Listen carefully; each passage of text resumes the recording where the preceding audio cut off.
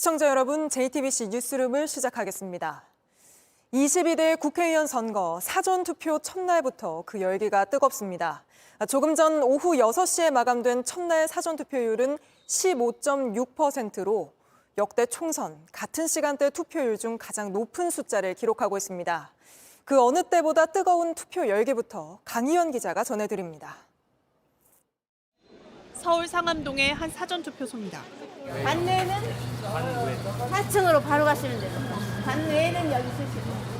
투표소는 이 건물 4층에 있는데요. 이렇게 밖에까지 긴 줄이 늘어섰습니다.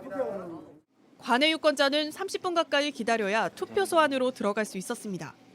직장인도 학생도 평일 바쁜 시간을 쪼개 투표소를 찾았습니다. 30분 기다렸어요. 계속 출근을 해야 돼가지고 시간 돼서 지금 잠깐 와가지고 했어요. 빨리 투표하고 싶어가지고. 근처에서 알바하거든요. 시간 날 때 빨리 하는 게 나을 것 같다고 하고 생각을 해가지고. 나이도 사는 곳도 모두 다르지만 주어진 권리를 행사해야겠다는 생각은 비슷합니다. 나의 권리라고. 이때만은 내가 최고잖아. 내가 왕이잖아. 일부 고등학생들도 생애 첫 투표에 나섰습니다. 이제 진짜로 성인 되는구나도 생각이 들고 진짜 지금 제일 떨리는 마음이 큽니다.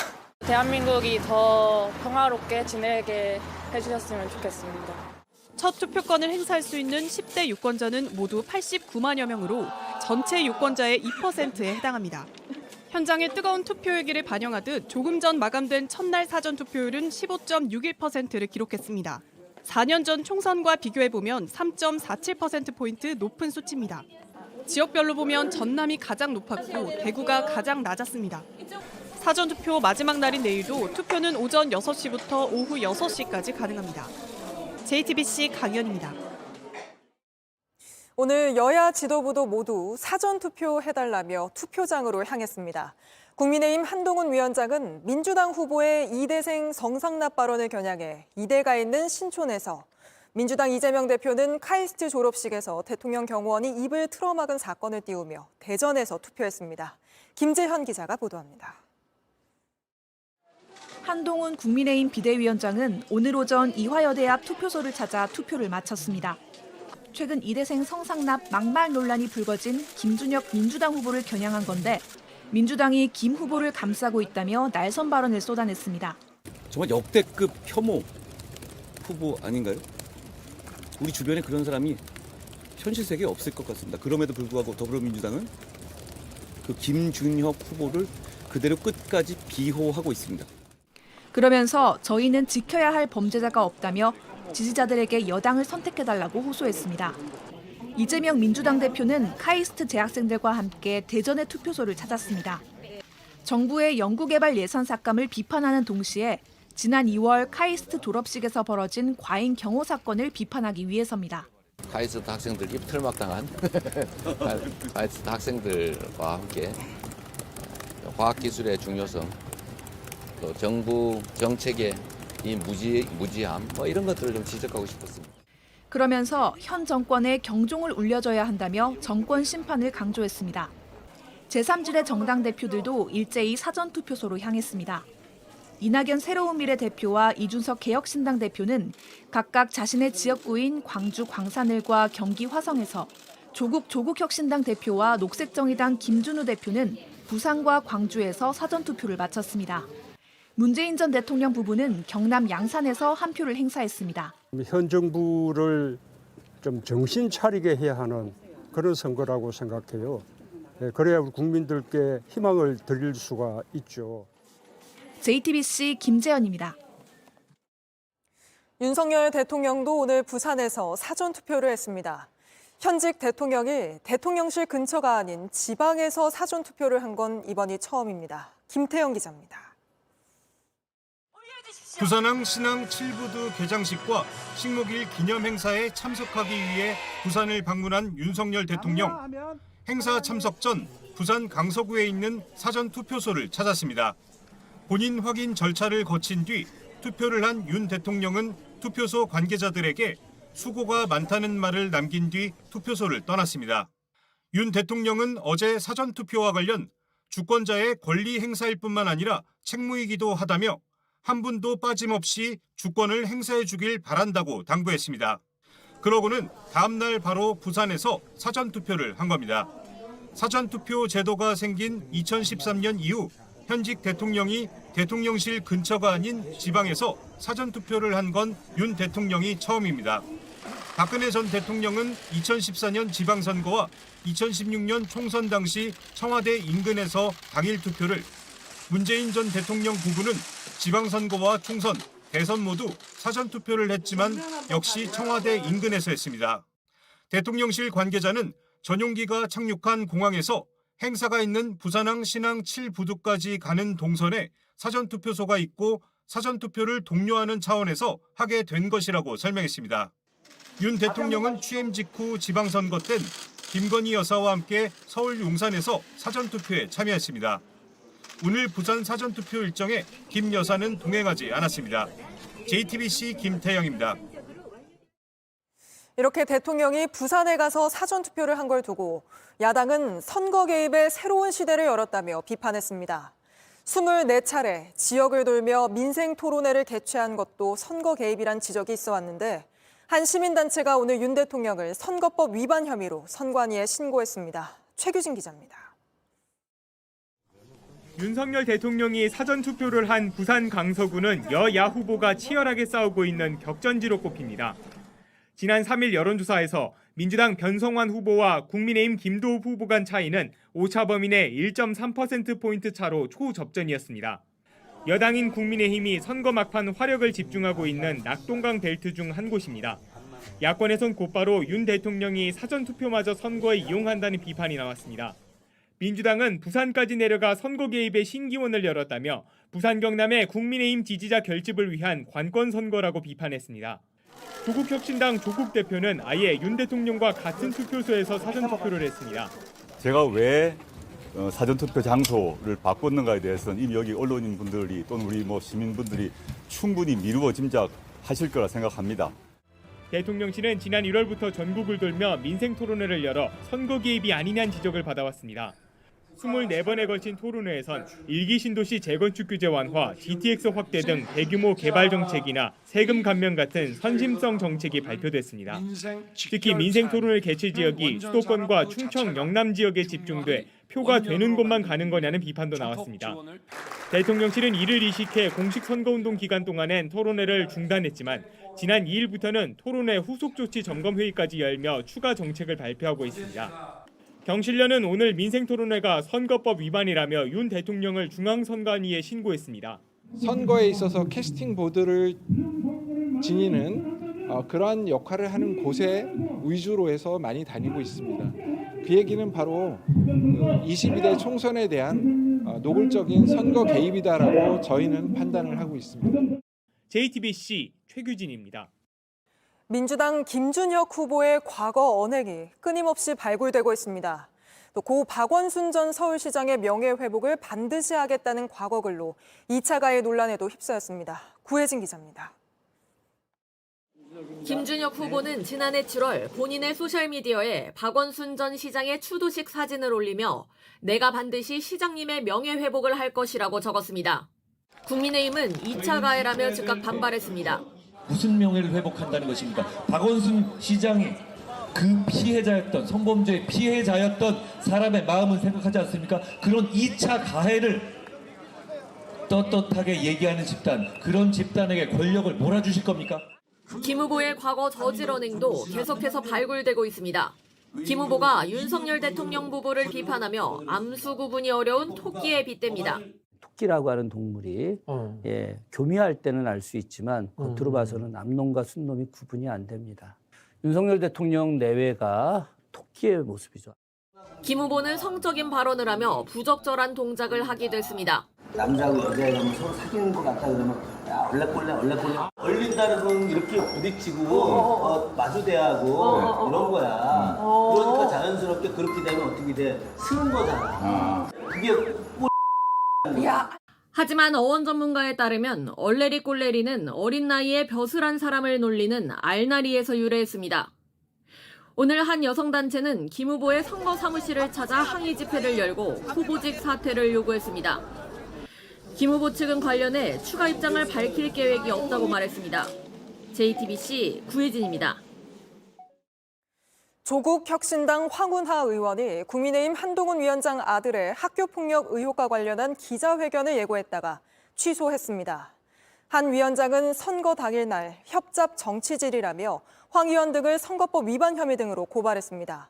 황 의원 역시 반발하고 나섰는데 최승기 기자가 보도합니다. 국민의힘이 더불어민주연합 강민정, 조국혁신당 황운하 의원 등을 공직선거법 위반 등 혐의로 검찰에 고발했습니다. 국민의힘은 강 의원이 인터넷 매체와 공모해 한동훈 위원장의 아들이 학교 폭력에 연루됐다는 허위 사실을 2차례 공표했다고 주장했습니다. 황 의원은 어제 한 위원장 아들 학폭 관련 의혹과 관련한 기자회견을 열겠다고 예고한 뒤 돌연 취소했습니다. 한 위원장은 강하게 반발했습니다. 이렇게 어그로 끌고 선동하고 빠집니까? 선거 당일날에요. 여러분 이거 그냥 쌍팔년도나 쓰던 협잡 정치질 아닙니까? 자신을 겨냥했던 청담동 술자리 의혹과 서울시장 보궐선거 당시 오세훈 후보를 겨냥했던 생태탕 의혹을 함께 언급하면서 근거 없는 정치 공세라고도 했습니다. 여러분 어제 황당한 일이 예상됐던 일이 벌어졌습니다. 갑자기 생태땅 청담동 술자리에서 이번에도 민주당과 그 아류 세력들이 또 공작질을 하고 있습니다. 하지만 황 의원은 국민의힘의 고발 조치와 한 위원장의 비판이 나오자 자신의 소셜미디어에 반박 입장을 냈습니다. 조용히 넘어가려 했지만 대응하지 않을 수 없다면서 지난해 강남의 한 중학교에서 일어난 학폭 사건의 가해자 중 한 위원장의 아들이 포함된 사실이 있는지 답변하라고 질의했습니다. 선거 전 내내 거친 말싸움을 계속한 여야는 이제 한 위원장 아들의 학폭 의혹을 둘러싼 법적 공방까지 벌이게 됐습니다. JTBC 최승기입니다. 총선을 코앞에 두고 국민의힘 소속 서울시의회 의원들이 우길기 금지 조례를 없애자고 했다가 논란이 커지자 하루 만에 철회했습니다. 한동훈 위원장은 해당 시 의원들을 엄정 조처하겠다며 수습에 나섰지만 민주당은 공세를 이어가고 있습니다. 정혜성 기자입니다. 우길기는 제2차 세계대전 때 일본 군기로 사용됐습니다. 그 모든 전장에서 저 우길기를 보면서 남이 일으킨 전쟁에 소나 말보다도 못한 취급을 받고 깃발 자체를 드는 건 물론이고 비슷한 모양의 디자인으로 쓰여도 논란은 벌어집니다. 3년 전 서울 공공장소에서 우길기 등 일본 제국주의 상징물을 쓰지 못하게 하는 조례가 생겼습니다. 그런데 지난 3일 국민의힘 소속 김기령 서울시 의원이 이 조례를 없애자고 나섰습니다. 이미 반제국주의 의식이 충분해 조례로 제재하는 건 과하다는 이유입니다. 같은 당 시의원 19명이 여기 찬성했습니다. 도쿄의회냐는 등 비판이 쏟아지자 어제 조례 폐지안은 철회됐습니다. 폐지하는 것에 대한 오해가 소지가 너무 커가지고 한동훈 국민의힘 비상대책위원장도 바로 입장을 냈습니다. 일제의 상징을 사용하는 건 용납할 수 없다며 해당 시의원들을 조사한 뒤 엄정 조처를 하겠다고 했습니다. 하지만 야당은 공세를 이어갔습니다. 서울을 일본 제국주의 상징물로 뒤덮으려 한 것입니까? 여당은 자칫 선거에까지 영향이 있을까 우려하는 분위기입니다. JTBC 정혜성입니다. 이어서 강진이 발생한 대만으로 가보겠습니다. 사흘째 구조 작업이 이어지면서 9명이 가족품으로 돌아올 수 있었지만 매몰된 사람, 고립된 사람 여전히 많습니다. 또 여진이 잇따르면서 구조가 쉽지 않은 상황입니다. 현장에 나가 있는 이도성 특파원 연결하겠습니다.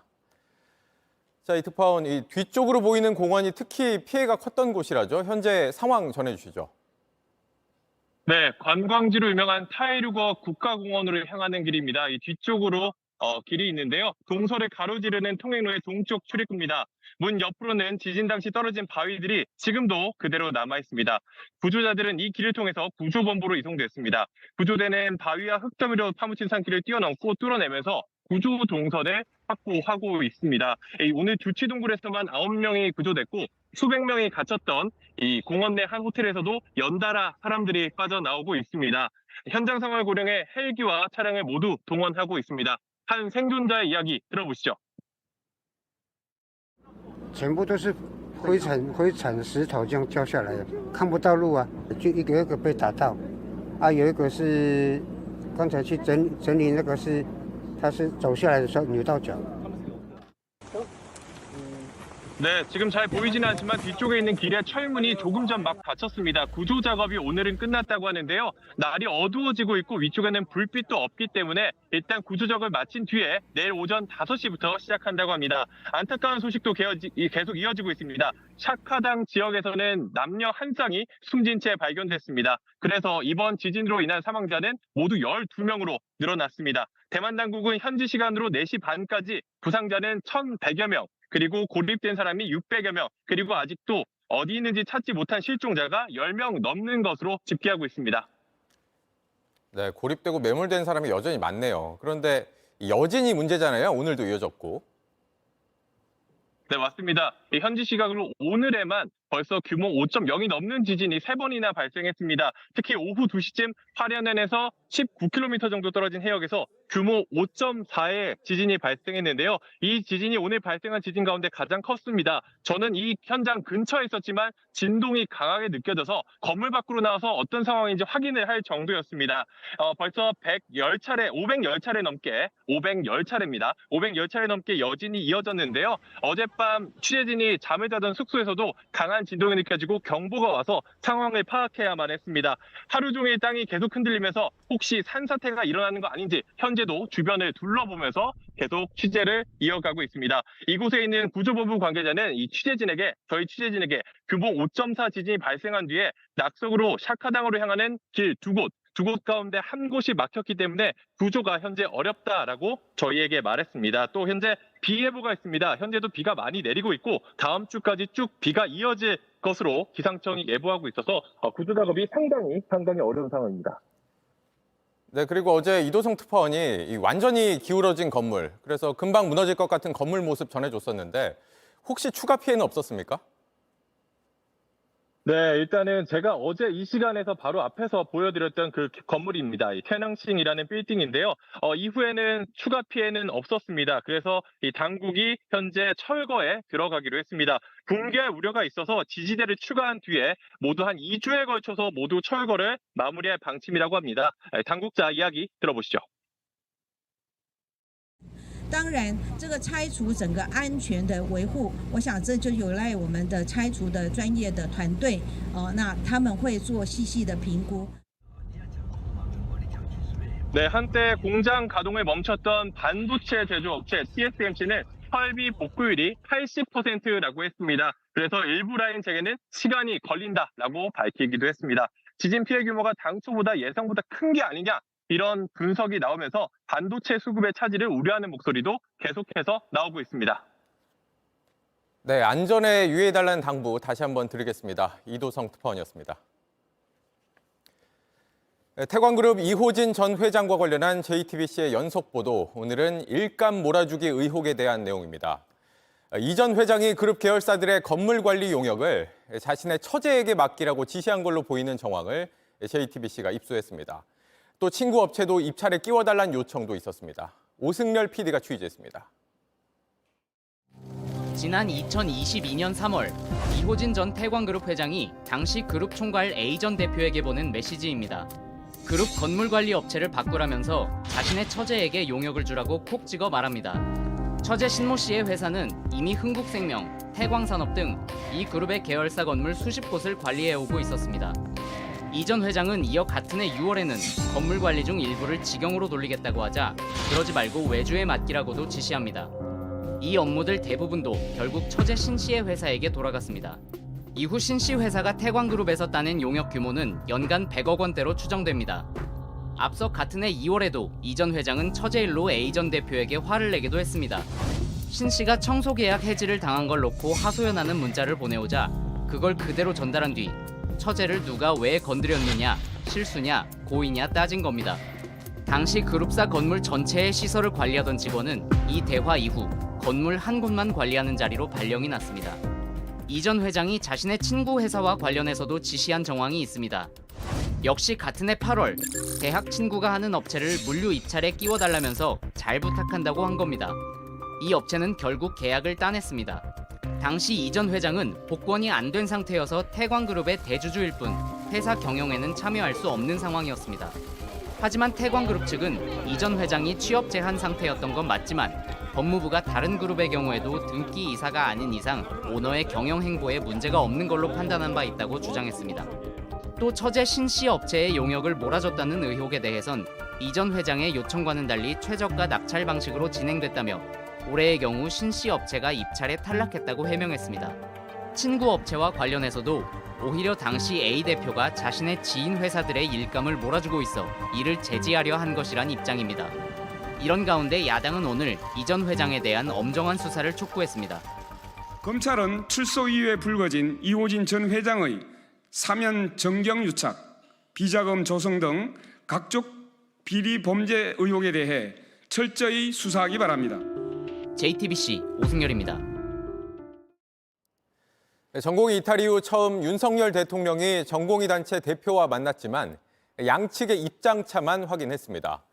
오히려 이번 만남을 놓고 전공의들 내부에서 반발이 터져나오고 다른 의사단체들까지 비판을 쏟아내면서 의료계 의견을 하나로 정리하기가 더 어려워졌다는 평가가 나옵니다. 강나현 기자입니다.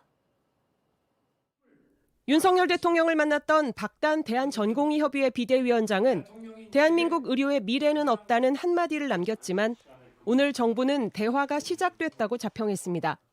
정부와 전공의는 이제 막 대화의 물꼬를 텄습니다. 유연하게 그러나 원칙을 지키며 앞으로도 계속해서 대화하겠습니다.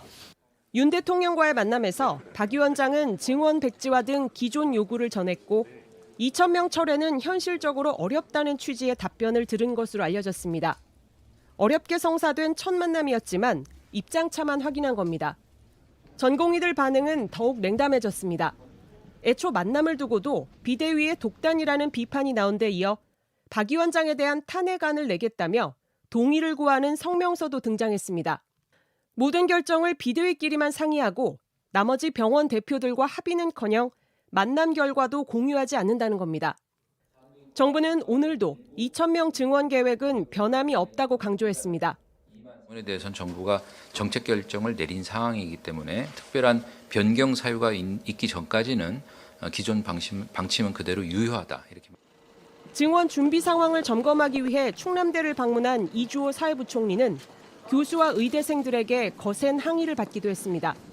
졸속 증원! 중단하라! 졸속 증원! 중단하라! 원점 재검토! 원점 재검토! 사태 해결은 더 멀어지면서 정부와 전공의 측에 대한 시민사회의 비판이 잇따랐습니다. 보건의료산업노조는 정부가 대화의 모양새만 취했다면 환자 생명을 볼모로 한 득표용 이벤트라 했고 박 위원장의 반응을 두고는 대한민국 의료 미래는 전공의들만의 전유물이 아니라고 꼬집었습니다. JTBC 강나현입니다. 집단 이탈에 동참하지 않은 전공의들의 개인정보가 올라와 논란이 된 의사들의 온라인 커뮤니티 메디스태프가 경찰 수사를 받고 있습니다. 그런데 메디스태프 측이 대한의사협회와 의사면허 등의 개인정보를 주고받았다는 의혹이 불거져 경찰에 추가 고발된 걸로 JTBC 취재 결과 확인됐습니다. 김한수 기자입니다. 의사들의 온라인 커뮤니티인 메디스태프입니다. 지난달 전공의 집단 사직에 참여하지 않은 명단 등이 공개됐습니다. 병원을 그만두기 전에 자료를 모두 지우라는 행동 지침도 올라왔습니다. 이런 글들을 제때 지우지 않고 경찰 수사에 대비해 관련 자료를 숨기려 한 혐의 등으로 수사를 받고 있습니다. 저희 플랫폼도 의료계 건전한 소통을 위해서 노력하겠습니다. 그런데 한 시민단체가 개인정보보호법 위반 혐의로 메디스태프 대표 김호 씨를 추가로 경찰에 고발했습니다. 메디스태프가 대한의사협회에서 비공식적으로 의사면허 정보를 제공받아 활용했다는 의혹을 제기한 겁니다. 메디스태프는 회원가입을 받을 때 의사면허 번호를 넣게 돼 있습니다. 최근까지 메디스태프에는 면허번호만 입력하면 곧바로 승인이 됐습니다. 면허번호를 입력하고 그리고 휴대폰 본인 인증 서비스를 하면 바로 가입돼서 게시물들을 볼 수 있는.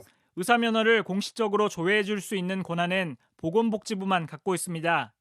조회에도 몇 단계를 거쳐야 해서 시간이 꽤 걸립니다. 하지만 복지부는 특정 커뮤니티에 별도의 서비스를 제공하거나 연동한 적이 없다고 했습니다. 메디스태프는 최근 가입 절차를 바꿨습니다. 인증까지 해야 되는 것은 지금은 여전히 관리자가 24시간 이내 승인 확인을 하겠다, 대기하라는 메시지가 지속적으로 뜨고 있습니다. JTBC는 기 씨에게 해명을 요청했지만 답하지 않았습니다. 의협은 의사면허 번호를 갖고 있는 건 맞지만 다른 곳에 제공하지 않았다고 밝혔습니다. JTBC 김한수입니다. 열흘 전 학대 의심 신고가 접수된 초등학교 2학년 남자아이가 집에서 숨진 채 발견됐습니다. 30대 부모는 자녀를 여럿 두고 있는데 이전에도 아동 학대를 저질러 교육을 받았던 걸로 확인됐습니다. 조승현 기자가 취재했습니다. 주택가 골목으로 구급차가 들어갑니다. 어제 오전 한 가정집에서 아이가 숨을 안 쉰다는 신고가 들어왔습니다. 층인데 거기에 위에서 쭈그려서 옆으로 쭈그려서 누워있는 상태였고 3시간에서 5시간 정도 예상이 되는 상태. 혹시나 학대를 받은 건 아닌지 오는 8일 전문기관에서 조사를 받기로 예정된 아이였습니다. 열흘 전 아이 눈에 멍이 든 걸 본 교사가 신고를 했던 겁니다. 지적 장애가 있는 아이는 설명을 잘 못했고 30대 부모는 형과 놀다가 부딪혔다고 했습니다. 그런데 누나와 동생 말은 달랐습니다. 삼촌이 던진 책에 우연히 맞았다는 겁니다. 이 삼촌이란 사람, 엄마와 아는 사이로 한 달 전부터 40만 원짜리 월세집에서 가족과 같이 살았습니다. 문제가 불거진 뒤 부모는 아이가 아프다며 학교에 안 보냈습니다. 병원에 한번 데리고 가보시지 그래요. 그랬더니까 예, 이제 병원에 가보려고 그럽니다. 지난 2일 교사들이 집에 가 누워있는 아이를 본 게 마지막이 됐습니다. 오늘 부검을 했지만 사인은 아직 확인되지 않았습니다. 목숨을 잃을 만한 상처나 장기 손상은 없었습니다. 경찰은 부모가 아이를 제대로 돌봤는지 수사를 계속하고 있습니다. 이 집엔 중학생부터 1살짜리까지 여러 자녀가 있습니다. 별다른 직업이 없는 부모는 한 달 500만 원 가까운 지원금으로 생활한 걸로 보입니다. 이미 2018년 아동학대로 관리 대상에 오른 적이 있습니다. 2022년엔 엄마의 지인이 자녀 한 명을 때린 일도 있었습니다. 이때 부모는 방임으로 보호 처분을 받았습니다. JTBC 조승현입니다. 네, 비둘기는 평화의 상징이라지만 이젠 그다지 반갑지 않은 천덕꾸러기 신세입니다. 배설물로 지붕과 바닥을 뒤덮고 때로 몰려와 건물을 점령하기도 하는데 먹이 못 주게 하는 법까지 통과됐지만 효과는 크지 않습니다. 이한주 기자가 취재했습니다. 세계 문화유산인 수원 화성입니다. 지붕마다 비둘기가 뒤덮고 있습니다. 머문 곳에는 희끗희끗한 자국이 남습니다. 배설물입니다. 거기 비둘기가 똥을 싸는 데가 있어요. 저희가 아침마다 저 대리석에 있는데 거기는 물 청소를 해요. 매일 청소하지만 그때뿐입니다. 사람이 머무는 곳도 마찬가지입니다. 땅이고 의자고 저기 그냥 뭐 여기 그냥 다 비둘기 똥이야 그냥. 충북 청주 오송역도 골머리를 앓고 있습니다. 곳곳에 흘러내린 배설물이 남아 있습니다. 치우고 치워도 끝이 없습니다. 얘네가 한번 자리 잡은 애들이 안 나가잖아요. 어떤 분들은 막 지나가다 옷에 머리에 막 묻어가지고. 비둘기 천적인 황조롱이 모형이 설치돼 있습니다. 황조롱이 울음소리도 드러났습니다. 지하철 역사 안까지 비둘기가 수시로 들어오기 때문입니다. 이거 황조롱이 봤어요? 이거 이제 비둘기 퇴치인데 그것도 이제 비둘기들이 무시하고 오는 거예요. 한참 안 오다가 다시 좀 오더라고요. 비둘기는 도심을 중심으로 빠르게 늘고 있습니다. 비둘기 관리 지역에서 파악된 숫자만 해도 2021년 2만 7천 마리에서 1년 만에 3만 5천여 마리로 늘었습니다. 전국으로 따지면 30만 마리에 달할 것으로 추정됩니다. 많게는 1년에 4번 정도 알을 낳고 이렇다 할 천적이 없기 때문입니다. 주기적으로 먹이를 주는 사람들이 줄지 않는 것도 문제입니다. 많이 좋죠. 예. 너무 많이 했을 적에. 왜냐하면 제가 어렸을 때 배고픔을 많이 당해가지고 동물이나 사람이나 배고픔은 힘들다. 그렇기 때문에 내년부터 먹이를 주면 과태료가 부과되는 법이 통과됐지만 얼마나 효과가 있을지 지켜봐야 합니다. 저희가 검토 중에 있습니다. 무작정 갑자기 또 과태료 부과하게 되면 반대 의견도 있으니까요. 이것저것 검토해서. 미국과 영국에선 불임제를 넣은 먹이를 지자체가 직접 뿌리고 있지만 동물학대 논란도 일었습니다.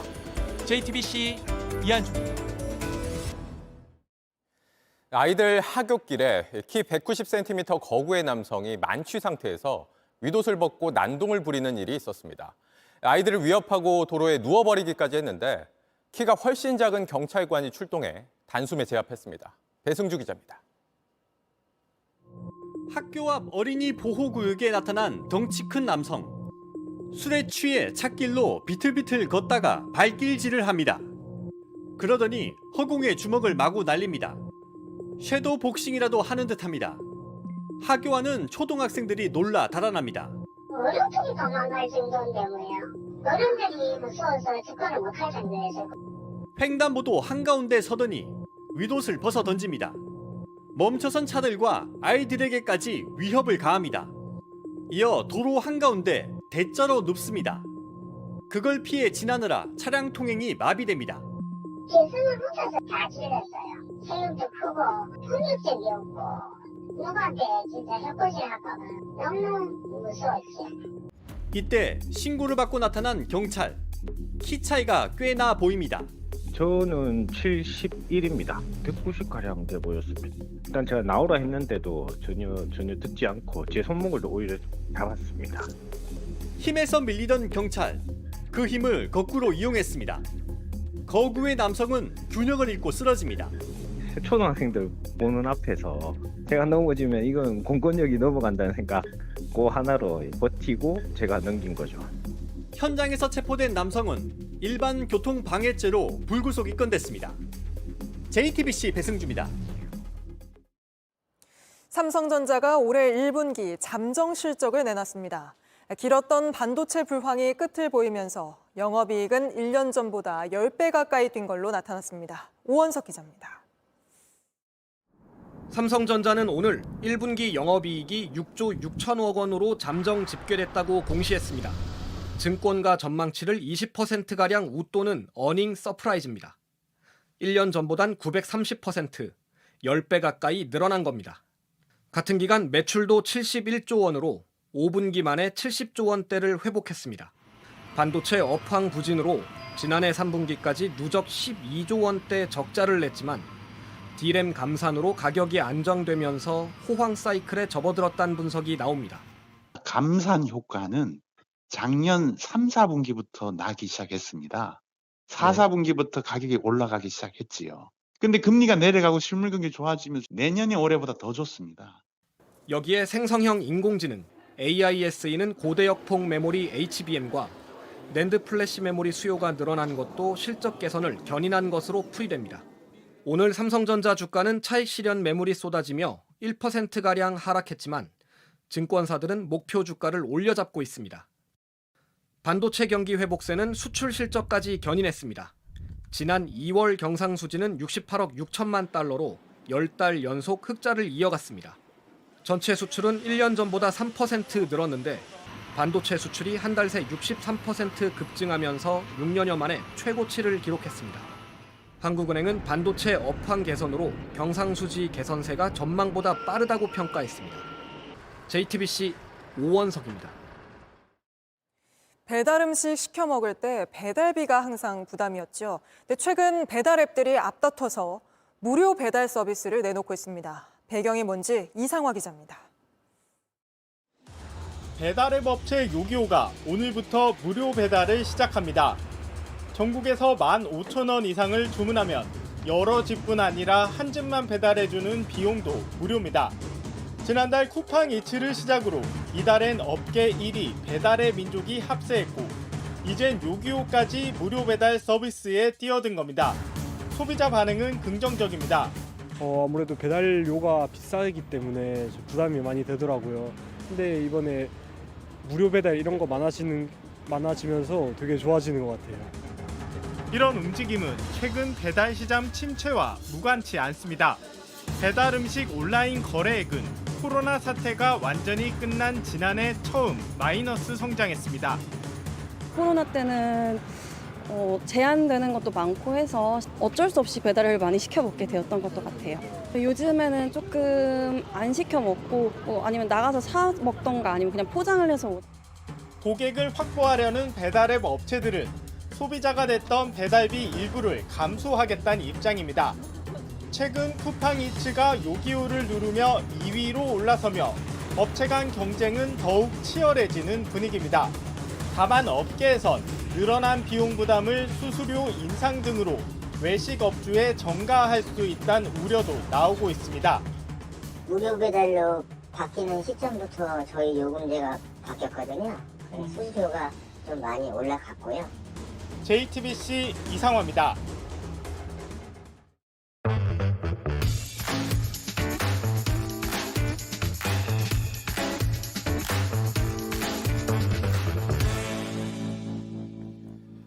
네, 돌비 뉴스 시작합니다. 이성대 기자 나왔습니다. 첫 번째 볼까요? 네, 첫 번째 이슈. 자, 이것은 대파가 아니다. 자, 오늘 사전투표 첫날이죠. 선관위가 투표장에 대파를 가지고 가면 안 된다는 유권 해석을 내놨습니다. 네. 자, 그래서 이렇게 대파를 들고 간 사람들은 대파를 투표장 밖에다가 세워놔야 했습니다. 네, 또 대파 소식을 전하게 됐는데 왜 안 된다고 합니까? 일단 대파 소식의 맥락을 좀 살펴보면요. 지난달이었죠. 윤 대통령이 시장 물가를 조사하면서 그 이마트에 갔을 때, 이마트가 아니라 하나로마트에 가서 저렇게 이른바 네, 대파 한 단 하나로마트. 875원 발언을 하면서 대파 논란이 촉발이 됐습니다. 네. 자, 그 이후에 이수정 후보가 사실은 한 단이 아니라 한 뿌리다라고 얘기를 해서 더 좀 파장이 커졌었죠. 그랬죠. 자, 그러자 이제 선거가 다가오니까 마침 유권자가 질의를 했는데 선관위에 질의를 했습니다. 그래서 저희가 직접 물어봤습니다. 그랬더니 유권자가 정부에 대한 항의의 뜻으로 대파를 가지고 투표소에 가도 되느냐는 질의가 있어서 안 된다고 대답을 해주고 네. 그 마침 내부 안내사항으로 방침을 공지했다라고 밝혔습니다. 네, 뭐 항의의 뜻으로 대파를 가지고 들어가는 건 안 된다. 그런데 일단 대파는 다 안 된다는 거잖아요. 이 안으로 들고 들어가는 건 안 된다. 투표소 안으로. 그렇습니다. 여기 보신 것처럼 자, 선거법 166조에는 투표소 안에 특정 정당에 지지하거나 반대하는 행위를 금지하고 있습니다. 그래서 이 조항에 따라서 대파를 들고 가는 행위를 금지한 게 아니냐라는 해석을 할 수 있고요. 네. 자, 실제로 선관위도 대파는 정치적인 표현물로 간주할 수 있다 이렇게 좀 언급한 보도가 나와 있습니다. 자, 다만 대파를 소지한 이유만으로 특정 정당을 지지하거나 반대한다는 행위로 볼 수 있느냐? 이 좀 한계가 있는 게 아니냐라는 좀 반문도 나오고 있습니다. 네, 그러니까요. 왜 그러냐면 마트에 갔다가 장을 보고 왔다가 투표를 하는 경우도 여기에 해당이 안 되는 경우가 있기 때문인 네. 것이죠. 자, 또한 실물 대파는 안 된다 할지라도 유사 대파는 어떻게 할 것이냐? 자, 예를 들어 지금 온라인상에서는요. 자, 대파 그림이 그려져 있는 저런 옷을 입고 가면 출입이 금지되는 것이냐? 네. 투표하러. 또 대파 머리띠를 하고 가면 투표장에 들어갈 수 없는 것이냐? 이런 좀 다양한 논란들이 나오고 있어서 네. 아마 이런 것들에 대해서 각각의 개별의 유권 해석을 선관위가 내려줄지는 두고 봐야 될 것 같습니다. 네. 이성대 기자 말처럼 그냥 장 보고 투표소 들렀을 뿐인데 그리고 대파를 샀을 뿐인데 그렇다고 제지를 당하면 좀 황당할 것 같긴 합니다. 네, 그렇습니다. 일단 그래서 이 주제를 좀 준비하면서 참고로 이 유명한 그림이 있습니다. 초현실주의의 르네 마그리트라는 화가가 그린 앵커도 잘 아시죠? 네. 제목 아세요? 제목이요. 예. 자, 뭔가요? 이미지의 반역이라는 그림입니다. 네. 자, 담배 파이프를 그려놓고 자, 불어로 스시내 빠진 피프. 이것은 파이프가 아니다. 자, 지금 우리나라 정치 상황이 이 그림과 좀 유사하다는 평가가 있습니다. 자, 대파를 놓고서 자, 이것은 대파가 아니다라고 얘기할 수밖에 없는 상황. 송송 썰어가지고 라면에 넣어 먹는 채소가 아니라 뭔가 정치적인 상징물로 변해버린 게 이번 총선의 어떤 한 단면을 보여준다. 뭐 이런 해석들이 나오고 있는 겁니다. 네. 대파가 왜 이렇게까지 됐나 이런 생각이 들긴 합니다. 다음 이슈 볼까요? 자, 두 번째 이슈 보겠습니다. 자, 입틀막 쓰지 마. 자, 입틀막 카이스트 지난달 졸업식에서 윤석열 대통령에 항의하는 졸업생이 소리 지르다 끌려 나간 사건이 있었죠. 이른바 네. 입틀막 사건인데 자, 민주당은 현 정부의 불통을 상징하는 모습이라면서 지금 부각을 하고 있습니다. 자, 참고로 지역구 245명 중에서 입틀막 사진을 쓴 사람은 36명이라는 지금 보도도 나오고 있습니다. 네. 자, 그런데 이 피해 당사자는 사용을 하지 말아달라고 민주당에 요구하고 있습니다. 네. 이 카이스트 졸업생이었죠? 그렇습니다. 자, 이미 보신 것처럼 민주당 이미 여러 후보들이 자신의 공보물에 선거 공보물에 이렇게 이 장면들을 사용하고 있습니다. 그리고 비례정당인 더불어민주연합은 광고를 활용하기도 하고 있습니다. 네. 자, 그러자 이제 피해자 측에서는 피해자 동의 없이 무단 활용하고 있다 이런 항의를 하고 있는 겁니다. 자, 피해자 측에서는 지금 트라우마가 있는 상황에서 제발 피해자를 위해서 그 장면들을 내려달라고 지속적으로 민주당 측에 민주연합 측에 요구하고 있습니다. 네. 그런가 하면 오늘 이재명 대표는 카이스트 재학생들과 좀 투표를 했더군요. 사전투표. 그렇습니다. 앞서 보도 보신 것처럼 사전투표를 했는데 정작 피해자인 신민기 씨는 오늘 이렇게 얘기를 했습니다. 자, 자신은 오늘 이재명 대표와 그 사전투표에 대해서 입틀막 사건 피해자인 자신과는 무관하다라고 얘기를 했고요. 또 이렇게 얘기를 했습니다. 지금 신민기 씨는 녹색정의당 대전시당 대변인 직함을 가지고 있습니다. 네. 자, 그러다 보니까 엄연히 민주당과 경쟁하는 정당의 지지자인데 다른 당의 홍보물에 쓰는 건 도의적으로 옳지 않은 거 아니냐라고 지금 항의하고 있는 상황입니다. 네, 이 점도 좀 항의의 포인트였군요. 여기까지 듣겠습니다. 이성대 기자였습니다. 네, 오늘부터 사전투표가 시작됐습니다. 선거 때마다 사전투표 또 투개표를 놓고 크고 작은 부정선거 의혹들이 제기되고 있습니다. 선관위에서 여러 보완책을 마련했는데 김혜미 기자가 설명해 드립니다. 선관위가 발표한 사전투표 인원과 직접 세워본 인원에는 차이가 발생합니다. 지난달 말 사전투표소에 불법으로 카메라를 설치한 보수 유튜버는 평소 이런 주장을 해왔습니다.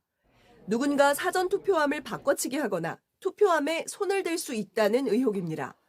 중앙선거관리위원회는 이번 총선 기간 모든 사전투표함 보관소의 이상 여부를 실시간으로 중계합니다. 시도 선관위의 현관 밖 등 공개된 장소에서 CCTV를 통해 구시군 선거구에 보관된 사전투표함을 지켜볼 수 있습니다. 한 곳에 모아서 이렇게 24시간 동안 아무 신청 절차 없이 공개를 함으로써 밤새도록 안전하게 보관되고 있다. 아무 문제 없이 보관되고 있다. 이번 총선 지역구 개표엔 수검표 과정도 추가됐습니다. 지금까지는 분류기에서 분류된 투표지를 바로 개수기로 보냈지만 중간에 사람이 직접 손으로 일일이 확인합니다. 비례대표 투표지는 용지 자체가 너무 길어 손으로 개표할 수밖에 없습니다. 때문에 전체 개표가 끝나는 시각은 지난 선거 때보다 2-3시간 늦어질 것으로 보입니다. 사전투표용지도 바뀌었습니다. 원래 선거명, 선거구명, 관할 선관위명 등의 정보를 훼손 시 보관력이 비교적 좋은 QR코드에 담았지만 이번엔 공직선거법상 규정된 막대 모양의 기호, 바코드로 다시 바꿔 의심 자체를 차단했습니다. JTBC 김혜미입니다. 서울 홍대 인근의 책을 주제로 만든 산책로, 경의선 책거리가 사라집니다. 마포구청이 홍대 일대를 붉은색으로 통일하는 레드로드 사업을 벌이기로 하면서 책거리가 밀려나게 된 겁니다. 신진 기자가 취재했습니다. 골똘히 생각에 잠긴 어린이. 결심한 듯 붓질을 합니다. 까만색 섞었어요. 약간 주황색 어쨌든 좀 무서운 색이에요. 5학년 서연이는 지난 2022년부터 이곳에서 동화책을 만들었습니다.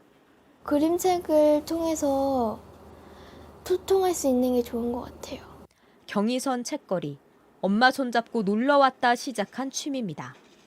홍대 입구역 인근 패선부지 250m 거리에 열차 모양 부스가 7개 있었습니다.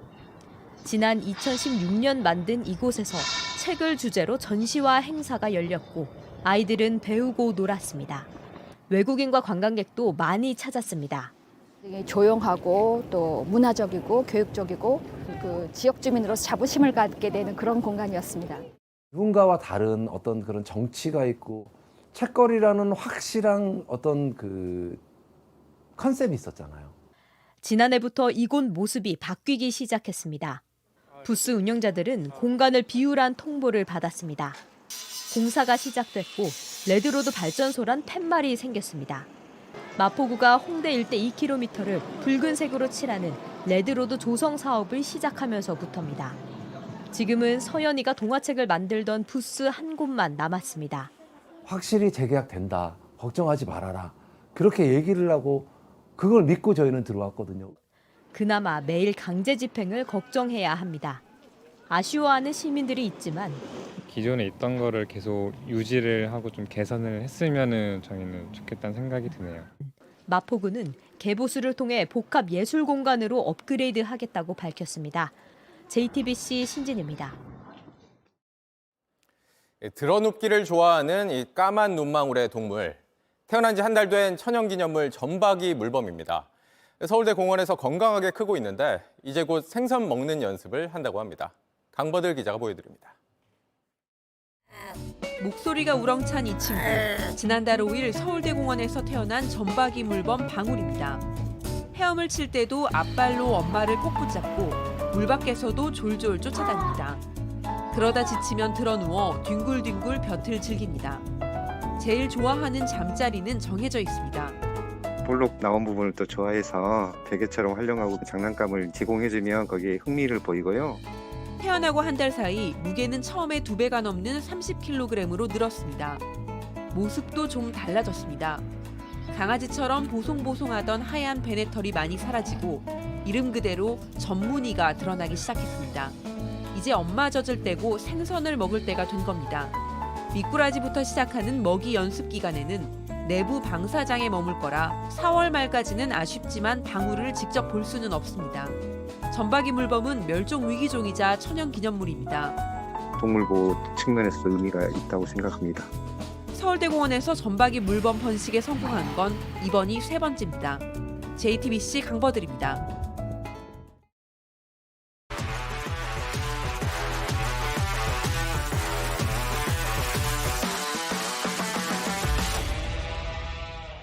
스포츠 뉴스입니다. 요즘 한화 팬들만큼 행복한 사람이 있을까요? 아직 초반이긴 하지만 승률 8할의 야구에 모두가 놀라고 있습니다. 특히 이 선수의 홈런, 세레머니에 흠뻑 빠졌는데요. 오선민 기자가 페라자 선수를 만나봤습니다. 페라자 선수 정말 미안하지만 여권 제가 가져가겠습니다. 죄송합니다. 한화 팬들은 페라자에 열광할 수밖에 없습니다. 타석에 서면 확신을 심어주는데 공이 방망이에 맞는 순간 팬들은 자리에서 벌떡 일어섭니다. 홈런을 치고 방망이를 내던지는 일명 빠던 세리머니로 분위기를 끌어올리기도 했습니다. Y esa fue la reacción que tuve, mano, no fue algo planeado, de verdad algo fue que algo fluyó a través de la adrenalina. 지난해 역전패만 34번 당했던 한화는 올 시즌 10경기에서 2번의 역전승을 썼습니다. 그때마다 페라자가 있었습니다. 175cm 작은 키에도 강한 힘과 빠른 스윙으로 시원한 장타를 쏟아냈습니다. 한 경기에서 2개의 홈런을 터뜨리기도 했고 스위치 히터로 좌우 타석을 가리지 않고 담장을 넘겨버립니다. 10경기를 치르는 동안 홈런 5개로 1위, 타율도 5할로 1위입니다. 가위바위보 하는 세레머니도 너무 귀엽고 세레머니도 처음으로 딱 이거 이글스하고도 팬들이 페라자에 꽂힐 수밖에 없는 이유 또 있습니다.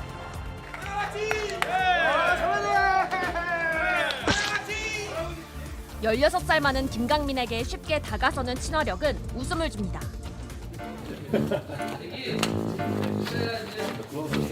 안녕하세요. 무엇보다 우리말을 한두 마디 쓰면서 우리 야구 문화에 빠르게 녹아들고 있습니다.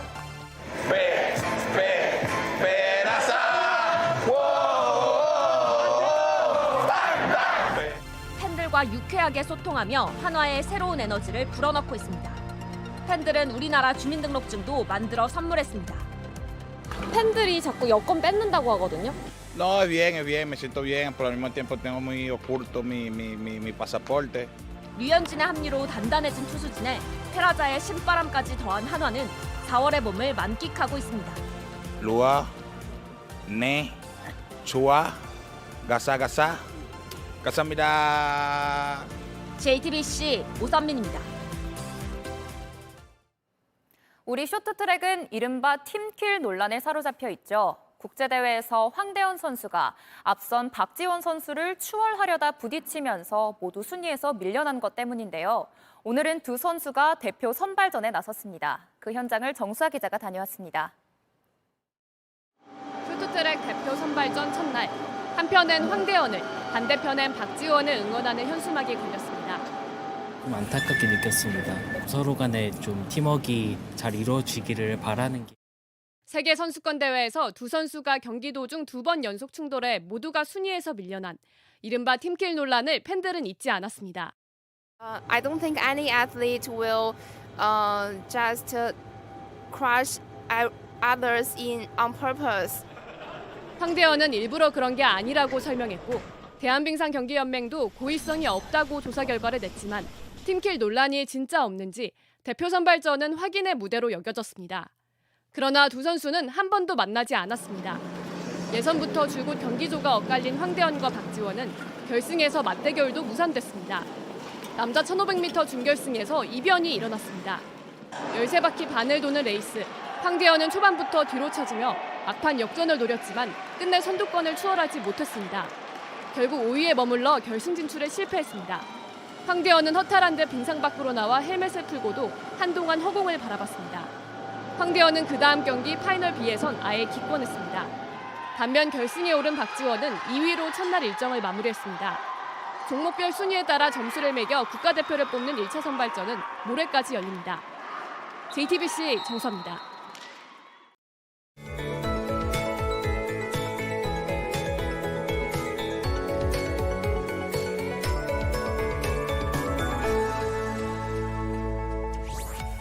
발길이 닿는 곳마다 봄 기온이 물씬 느껴집니다.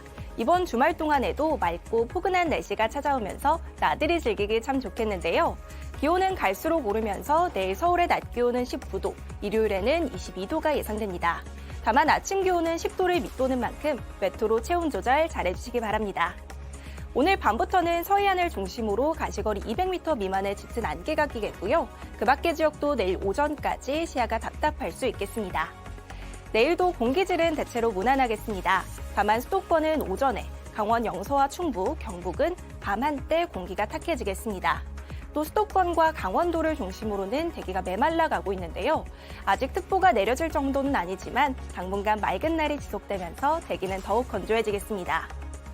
내일은 남부지방에만 구름이 지나겠습니다. 아침 기온은 대부분 한 자릿수로 출발하겠고요. 낮 기온은 20도 안팎까지 오르겠습니다. 다음 주에도 맑고 일교차 큰 완연한 봄 날씨가 이어지겠습니다. 날씨였습니다. 뉴스룸 저희가 준비한 소식은 여기까지입니다. 시청해주신 여러분 고맙습니다.